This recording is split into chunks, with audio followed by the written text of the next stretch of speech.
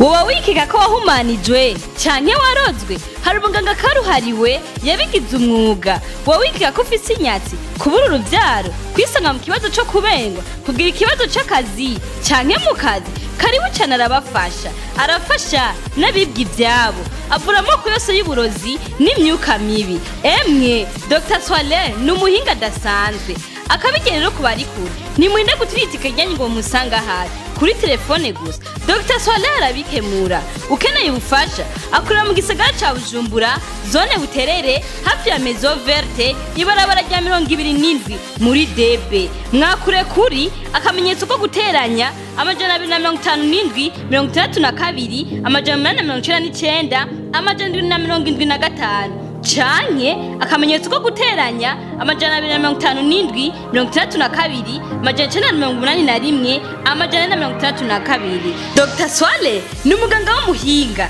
atahandi uzomubona, akoresha ubuhinga utamenyerewe mu kuvura.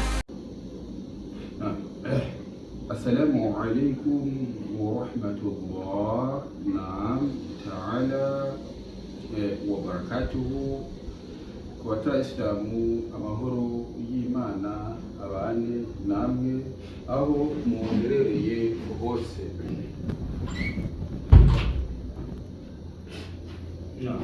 Mwiriwe canke mwaramutse canke igitondo ciza canke ijoro ryiza canke umugoroba mwiza bivanye naho muherereye. Abari mu gihugu cy'u Burundi, abari hanze y'igihugu cy'u Burundi, abari mu buseruko bw'isi, mu bumanuko bw'isi, mu burengero bw'isi canke mu buraruko. Kuri bajya bose bifuza kuganira natwe, bifuza ubufasha natwe, mushobora kutwondera ku nimero yacu ya WhatsApp guteranya 257 62 899 775 canke guteranya 257 62 981